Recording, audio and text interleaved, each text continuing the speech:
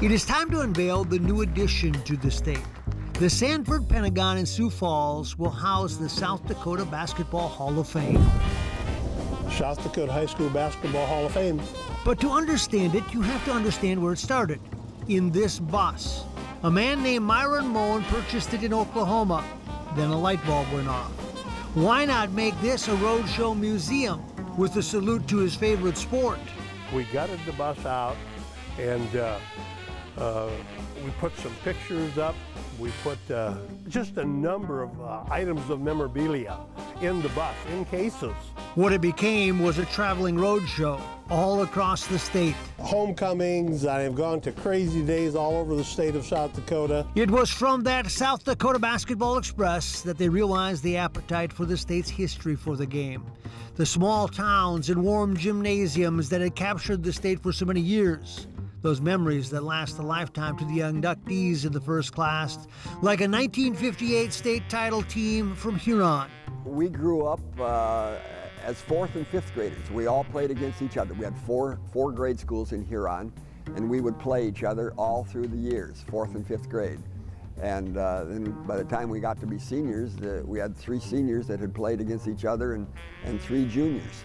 That special team from Arlington that took over the state for 1 week in 1968. And the nice thing about it is that if somebody had a bad night or an off night, somebody would step up and pick them up and make up for it. And we didn't really care who scored the points as long as we had 1 more point than the other team when the game was over. There were the monumental movements when girls basketball came, and they reduced the size of the ball, a trend that would move throughout the country.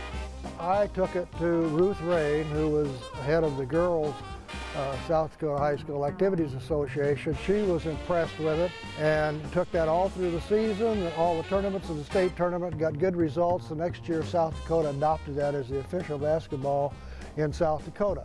And today, of course, that is the official basketball throughout the country for everybody. There was the influence of the Native American culture, where basketball flourished on the reservation and legends were born. Willie was one who was a great Native American basketball player for the Pine Ridge Thorps back in the 1980s.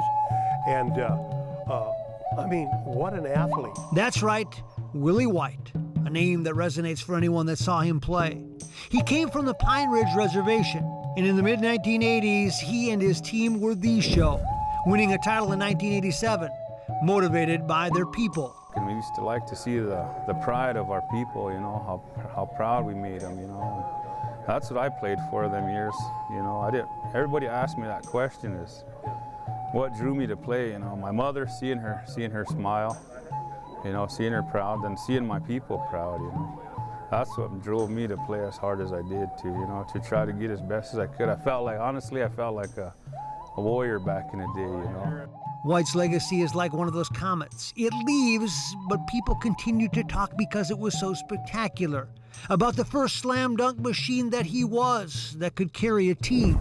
Back when I was growing up, you know, we didn't have nothing to really shoot for, you know, and then basketball came into my life, and it kind of made, you know, the people around Pine Ridge proud to see, you know, such a player like me, you know, play. I didn't think I was that great, but I was doing stuff, you know, that people never seen before. So they took this new space and wanted to make sure that no one forgot the great ones or the history that makes this famous. It's just it's a wonderful experience to come to the Pentagon and see the Pentagon itself, but to be able to walk up and down the hallways of the Pentagon, one of the newest facilities in the state of South Dakota, and walk through there and see the displays for the South Dakota High School Basketball Hall of Fame. It is a look back in time, and it's a feeling that brings back memories and pride in what has been. Playing basketball in South Dakota was pretty special to me, and I think that's why I chose to stay and play college basketball in South Dakota. I'm proud to be from South Dakota, and I took pride in that, and I think it's come a long way. And like you said, I think South Dakota really has a lot of pride for basketball, and I think it's really emerging not for the women's side now too. Well, it's unique because it's a small state, and throughout the winter I don't think there's a whole lot else to do in all these small towns and communities, and so everybody gathers at the gyms and watches the kids they just love it. I mean, it's just pretty special because I think it's just the right atmosphere. Memories that last a lifetime. I can recall a particular gym where they had a stove in the middle of the floor. The coming back to Arlington on Sunday and the reception we received, it was unbelievable. I mean, it was the auditorium where we played. You couldn't have put another person in there. Each person has a different take, a different something that made their basketball life special. And to be inducted into the first group is an ultimate honor. I know Indiana's the only other state that has the Sports Hall of Fame. And so it was a real honor to be chosen with that inaugural class of South Dakota basketball players. It is important to remember and to bring out things that can get buried in a vault. People that think it was a forgotten era are reminded. I got a phone call one day, and at first it kind of hit me. I thought it was all over, everything, you know, the high school years, the college years, everything was done. I just got to live my life. And then I got a phone call, and then, geez, for the last 2 months, there's just so many things been going through my head and my mind. Sometimes I sat alone and kind of shed a tear about, you know, it hits you, what you did, you know. There is something for everyone in this hall, and it all started with an idea and a bus. A special salute to a state and a sport that has filled cold nights with an entertaining indoor show of passion.